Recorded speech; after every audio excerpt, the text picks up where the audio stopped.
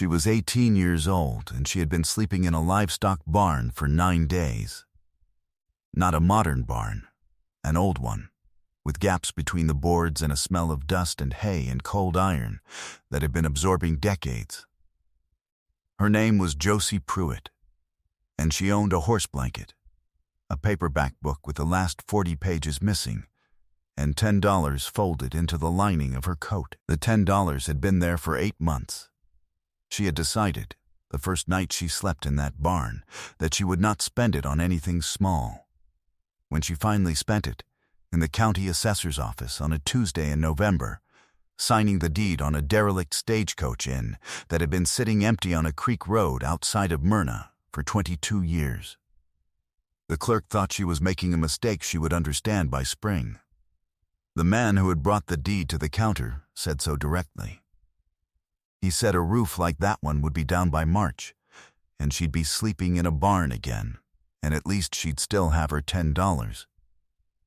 What he didn't know, what nobody in that assessor's office knew, was that the root cellar beneath that inn held something that had been waiting for the right person to find it since before Josie was born. Something that would not just repair her circumstances. It would answer a question she hadn't known she was carrying. Welcome, if this is your first time here. This channel tells stories that start in hard places and earn their way to something better. If this one speaks to you, please subscribe. It takes no time at all, and for a small channel it makes a real difference. And tell me in the comments where you're watching from. I'd love to know. Josie Pruitt had not started at zero.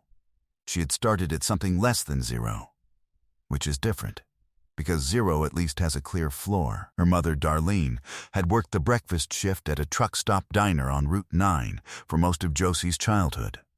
Up at 4, home by 2, asleep by 8. The particular rhythm of someone whose life is organized entirely around someone else's appetite for coffee and eggs. Josie had grown up understanding this without being told. She had learned to be quiet in the mornings, and to make her own supper, and to read by lamplight when the overhead bulb would have woken Darlene from her few hours on the couch. She had learned, from a young age, that love sometimes expressed itself as presence rather than attention.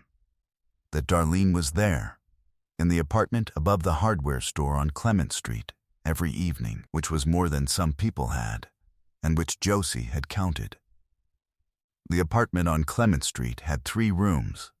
For the first 12 years of Josie's life, it was just the 2 of them. Then Darlene married a man named Frank Sutter, who drove a refrigerated freight route from Monday to Thursday and was home Friday through Sunday, and who regarded Josie with a particular quality of indifference that was not hostile but was extremely consistent. Frank was not cruel.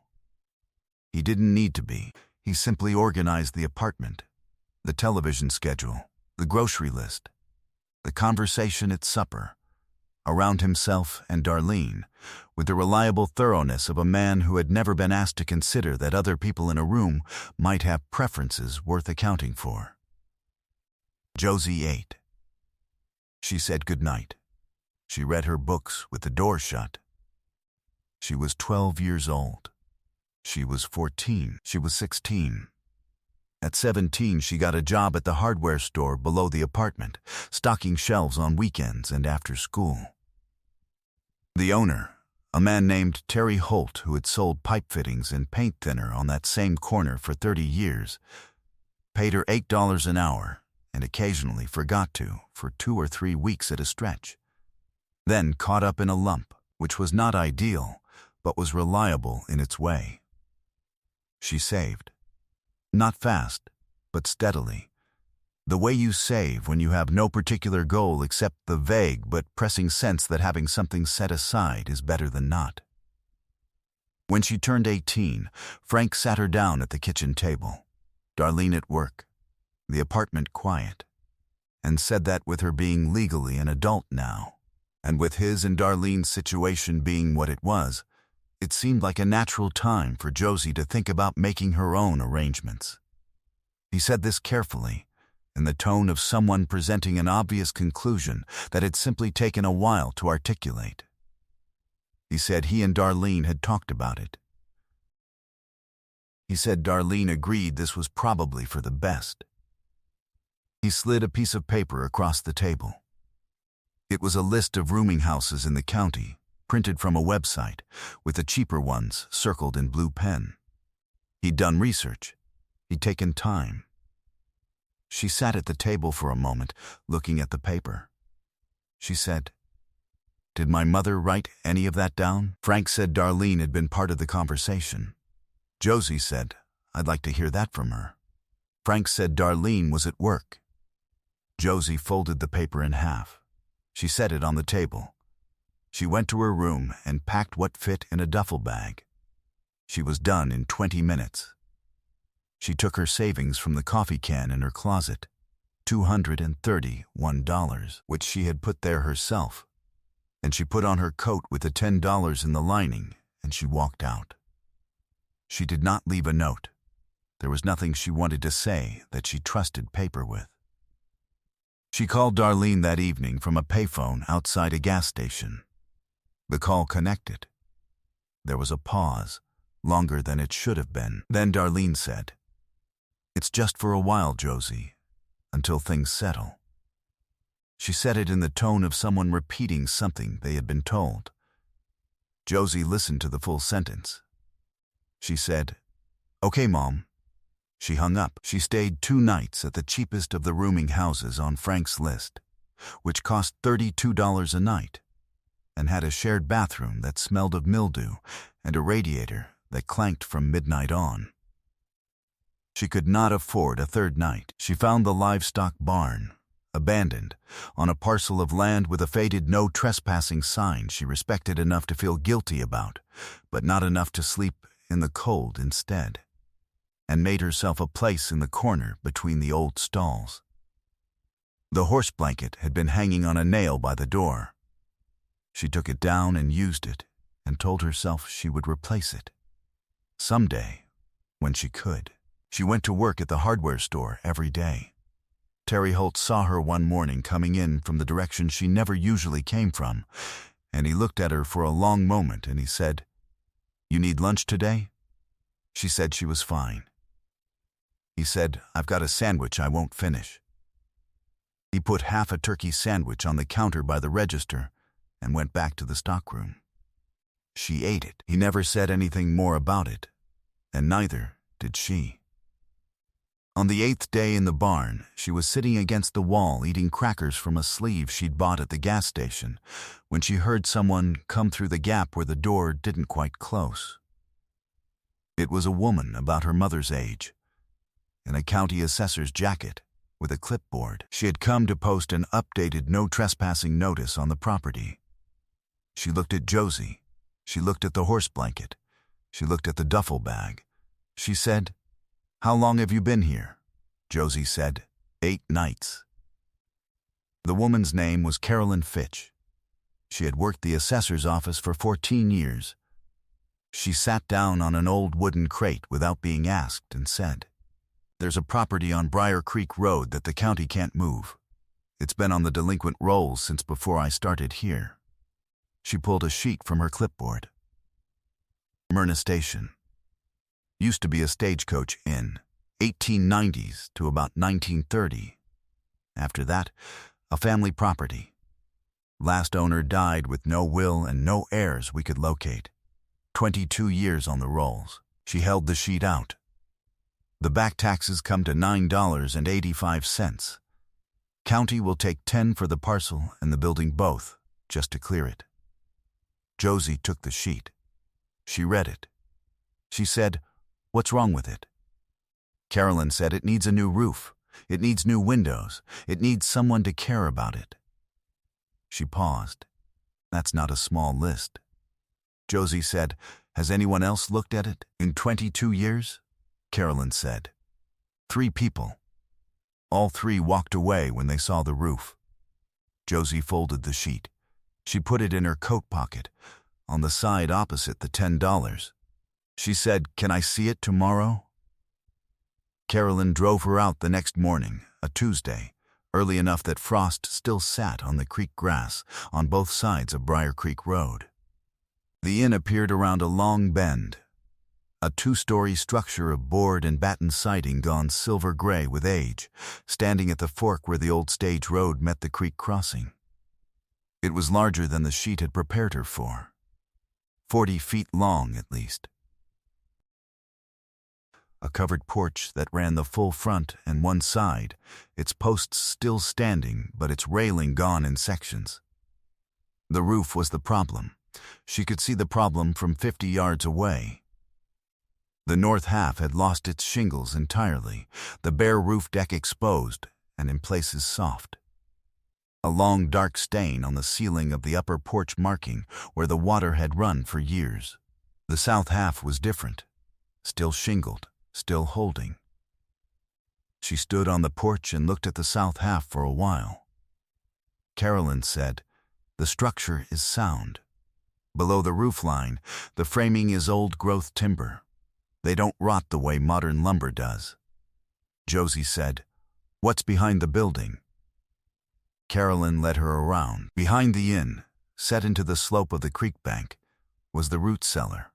Original to the property, Carolyn said, possibly older than the main structure.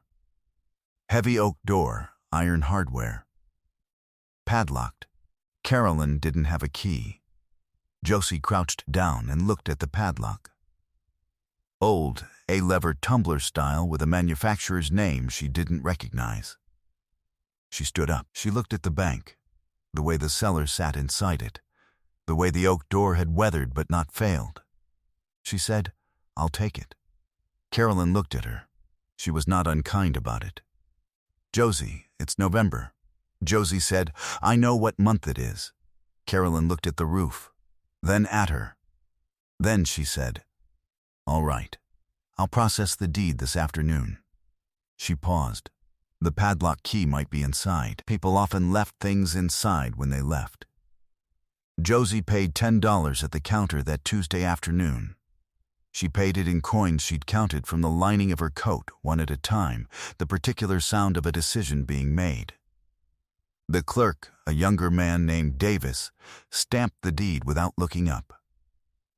The man who had brought the paperwork to the counter, older, with the bearing of someone who had spent his career watching people make avoidable mistakes, said, "That roof's coming down by March. You'll be sleeping in a barn again. At least you'll still have your $10. He said it not meanly. He said it the way people deliver what they think of as practical wisdom. She thanked him and put the deed in her coat. She moved in that evening. There was no ceremony to it. She found a side door on the south end that opened without the key, its latch long broken, and she carried the duffel bag in and set it on the floor of what had been the inn's main room.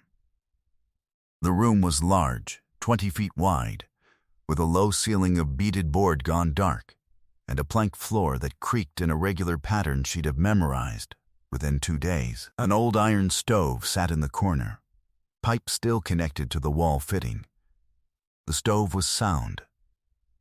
She'd learned that on the first night, when she got a fire going with scrap wood from the porch railing sections that had fallen, and the room came to warmth within an hour. The south half held. She stayed in it. She'd been there 4 days when Terry Holt appeared at the porch. She heard the truck and came to the door, and he was standing in the frost with a box. He said, "Got some things from the stockroom. Weather strip, caulk, extra set of work gloves." He set the box on the porch. He looked at the building. He said, "You've got the good half." She said, "I know." He said, "The north half. Don't go up there in winter. Wait for the freeze to be done. Then assess." She said, "I wasn't planning to." He nodded. He looked at the porch roof, which was intact. He said, "My brother-in-law does roofing. He's not cheap, but he'll give you terms." She said, "I don't have terms yet." Terry said, "You will." He got back in the truck. He drove off. She stood on the porch and watched the truck until it was gone. Then She went inside and caulked every gap on the south windows before the temperature dropped. The padlock on the root cellar was on her mind from the first day. She looked at it every morning when she walked the property. She tried the inside of the main building for a key. The kitchen drawers, the narrow closet off the back hallway, the tin box on the mantel shelf that held only 3 buttons and a piece of folded string. No key. She tried a hairpin. She tried a bent nail. The lock was old, but it was not cheap, and it didn't give. On her 8th day at the inn, a man named Orrin Quell walked up the creek road at 7 in the morning and stood at the property line and looked at the building. He was in his late 70s, she estimated, with a cane he didn't seem to need for walking but held anyway, and a canvas coat the color of dead leaves. She was on the porch. They looked at each other for a moment. He said, "You're in the Aldgate Inn." She said, "If that's what it's called." He said, "That's what it was called." He looked at the building. "I'm Orrin Quell. I live down the road. I grew up here." She said, "Do you know who owned this place last?" He said, "A woman named Cora Aldgate. She was the granddaughter of the man who built it." He looked at the root cellar door, then back at her. She died in the winter, 22 years ago. "Alone," she said, "I can't find the key to the root cellar." He was quiet for a moment. He reached into his coat pocket and took out a key on a piece of twine. He held it out. He said, "She gave this to me 30 years ago. She said to keep it until somebody worth giving it to came along." He paused. "I figured if someone bought the place, that was probably them." She came down off the porch and took the key. She looked at it. She looked at him. She said, "You held on to it for 30 years." He said, "Cora asked me to." She said, "Did she say what was in there?" He said, "She said there were things that needed to be found by someone who needed them." He looked at her steadily. She said she'd know when the right time came. She didn't expect it to take this long. He put his hands in his coat pockets. "I expect she'd be pleased it was you, and not one of the people who came out here to gawp and walked away." She held the key in her palm for a moment. Then she said, "Will you come with me?" He said, "I was hoping you'd ask." "Before we go down into that root cellar together, I want to say something to you directly, because this is the kind of story that takes a little time. And I'm glad you've stayed with it. If you're enjoying it, please subscribe right now. It means everything to a channel this size. Stories like Josie's deserve to be heard, and your subscription is what makes that possible." And now, what Josie and Orrin found behind that oak door is something neither of them expected. Let's go back. She worked the key into the padlock. It turned on the 3rd try, the tumblers moving with the slow certainty of a mechanism that had been waiting for this specifically. The lock came open. She lifted it free and set it on the ground and pulled the door. The root cellar was deep, deeper than she'd expected from the outside, extending well back into the creek bank. Stone walls, dry, with the particular dry smell of old earth that has been sealed for a long time. Stone shelves along both sides, at the back a single wooden shelf at waist height, clear of the wall. The shelves held the expected things, and one thing that was not expected at all. Along the left wall, mason jars, most of them empty, a few with contents gone too dark to identify. Old equipment, a crock sealed with wax. A bundle of dried herbs hanging from an iron hook, gray with age. Along the right wall, stacked flat, in a row that went from one end of the shelf to the other, 31 leather-bound ledgers. She stood in front of them without speaking. Orrin, behind her in the doorway, said she kept records of everything. She reached out and took the first one from the left end, opened it. The handwriting inside was clear and fine, a woman's hand dated from the first page, 1947. She turned to the last entry in that ledger. 1951, she took the one from the right end. 1989, the last entry was dated December of the year Cora died. She looked at Orrin. He said, Cora Aldgate ran this in from 1947 until she closed it in 1972. But she kept the ledgers going after. Everything she knew, everything she observed, everything she thought should be written down. He paused. She had no children. She had no family left. She used to say the ledgers were her family. On the wooden shelf at the back, behind the ledgers, was a metal strongbox. No lock, a simple hasp, latched but not secured. She opened it. Inside, wrapped in a piece of flannel that had done its job for 20 years, were 49 banknotes. Old bills, 50s and 100s, the series from the 1960s and 70s, the kind with heavier paper and a different feel from modern currency. Old bills were still legal tender. She'd learned that once, somewhere, she was very still for a moment. She counted them twice. 49 bills. 31 of them were hundreds. 18 were 50s. $4,000 even. She sat down on the root cellar floor and put her back against the stone wall. Orrin let her be quiet for a while. Then, he said, from the doorway, she used to tell people that she'd put away enough to keep the inn going through one hard winter. She said it to everyone who asked how she managed. He was quiet. I think she meant it literally. Josie looked at the strongbox. She looked at the 31 ledgers. She said, "Did you know about the money?" He said, "I suspected. I didn't know." She said, "She left it for whoever found it." He said, "She left it for whoever needed it and deserved it." She was particular about the difference. She carried the strongbox and the first and last ledger up to the inn and set them on the plank table in the main room. She went back for the rest of the ledgers in 3 trips. Orrin carried 2 trips worth. When everything was on the table, they stood and looked at it in the afternoon light from the south windows. Orrin said, "I should tell you something about Cora." She said, "Tell me." He said, "She used to keep a jar of hard candy on the porch railing. Every summer. For the children who came past on the road."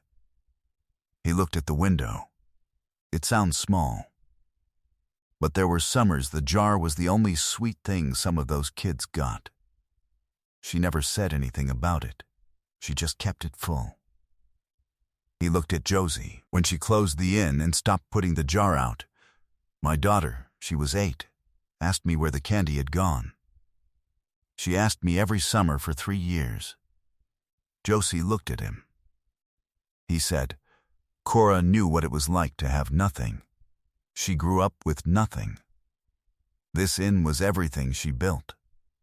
He put his hands in his pockets. She didn't make a ceremony out of being kind. She just did it. And she did it the same way, for as long as she could. She thought about that for a long time. She spent that winter reading the ledgers in order. Not all of them. 31 volumes covering 42 years was more than one winter could hold. But she read deeply. Cora Aldgate had written everything down. The inn's finances. The guests who came through. The repairs she'd made herself and those she'd hired out. But woven through the accounting were longer passages, in a slightly different hand, more personal, more digressive, about what she'd observed and what she'd concluded. About running a thing alone and finding it sufficient. About the particular satisfaction of a building that was watertight in November because you had made it so in September. About the people who had passed through the inn over 25 years and what they'd carried in and what they'd left behind, in the way that passing through a place always leaves something. The ledgers were not literature, but they were honest. and they were specific. And they contained. Josie would realize this slowly. The way you realize things that arrive in installments. A complete education in how to run a building, how to manage accounts, how to read a foundation for settling, how to tell a structural crack from a cosmetic one, how to negotiate with a supplier, how to treat a guest who is difficult and keep them anyway. Cora Aldgate had written the manual for running the Aldgate Inn. She had left it in the root cellar along with the money to do it. Terry Holt's brother-in-law, whose name was Vic, came out in early March and walked the north roof and said it was worse than it looked from the ground, which meant 3 weeks of work instead of 2. She paid him with Cora's money, 2/3 up front, the rest on completion, the way Cora's ledgers said you paid contractors if you wanted them to come back. Vic looked at the payment arrangement without comment. He came back. She hired Orrin's granddaughter, a 16-year-old named Britt, who had 2 free hours every day after school to help with the heavy cleaning of the north rooms once the roof was sound. Britt was quiet and quick and had the good sense to ask before she touched anything she wasn't sure about. She asked about the ledgers one afternoon. Josie told her what they were. Britt read the cover of the first one. She said, "She wrote all of this?" Josie said, 42 years of it. Britt set the ledger down carefully. She said, she really didn't want it to be forgotten. Josie said, no, she didn't. She put a jar of hard candy on the porch railing in June. Whorehound drops in a wide-mouthed mason jar with a lid to keep the rain out. She hadn't announced it or explained it to anyone. She'd simply put it there, the way Cora had, and left it and refilled it when it ran low. The children on Briar Creek Road found it within 2 days. She watched from the window. She didn't go out. She just watched. Orrin came by one morning and stopped on the porch and looked at the jar for a long moment without saying anything. Then he came inside and sat at the table. He accepted the coffee she poured. He said, not looking at her, she would have liked you. Josie said, I hope so. He said, I don't say that easily. She said, I know. The call came in July. Darlene. On the phone she'd had to look up because the number had changed. Darlene said she'd heard things.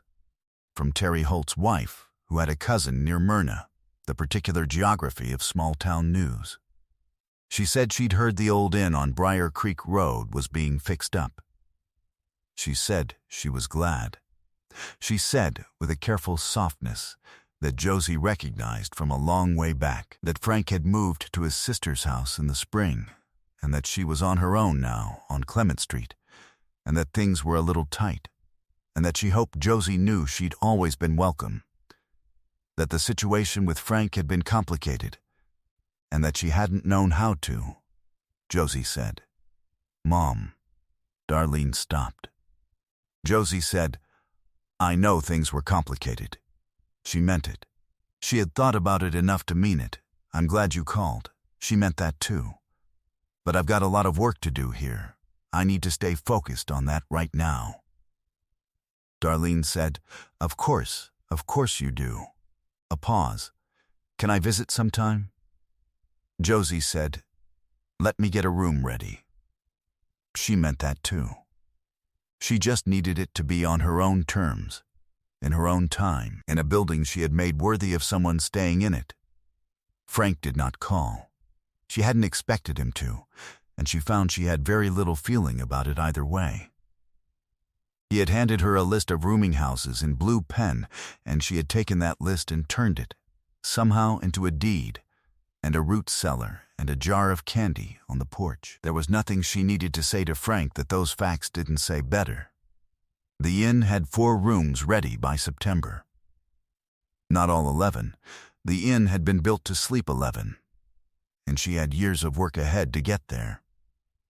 But 4 rooms, clean and solid, with good beds she'd found at the county estate sales Carolyn Fitch had started quietly telling her about.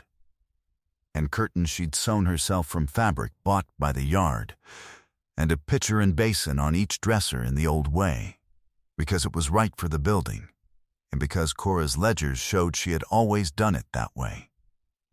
She took her first paying guests in October. A retired couple who had seen the listing Carolyn had helped her post, and who had driven 90 minutes because the husband remembered his grandmother mentioning the Aldgate Inn once, from a trip taken before he was born. He stood in the main room and looked around and said, "She said it smelled like wood smoke and something baking." Josie said, "I made bread this morning." He looked at her. He smiled. He said, "Well, there it is." She was 19 years old by then. She had a property, a trade she was learning page by page from a dead woman's handwriting, and a jar of candy on the porch that she kept filled through October until the last warm day. She had a ledger of her own, now narrow and hardbound, the same kind Carolyn had found in a box of Cora's things stored at the assessor's office and passed along without ceremony. She'd started writing in it that spring. Accounts, yes, repair notes. But also what she observed, what she was learning, what she wanted to remember. Some things are hidden not to protect them from the wrong hands, but to preserve them for the right ones. Cora Aldgate had understood that. She had built 42 years of knowledge and set it in the dark with enough money to act on it, sealed behind a padlock whose key she had given to the one person she trusted to know when the moment had come. And the moment had come when a girl with $10 and a horse blanket and a refusal to spend that $10 on anything small had signed a deed in a cold county office and driven out to a creek road to see what she'd bought. She was 18 years old, and she had $10. She is 19 now, and what she has is harder to count, but easier to keep. That's what it comes down to. Not the money in the strongbox, not the ledgers. What Cora left behind was proof that one person's careful, consistent, unannounced generosity can reach forward across 22 years of silence and land exactly where it was meant to. All it takes is someone willing to open the door. If this story stayed with you, I hope you'll subscribe. It helps this channel keep going, and there are more stories like this one coming. And I'd love to hear from you in the comments.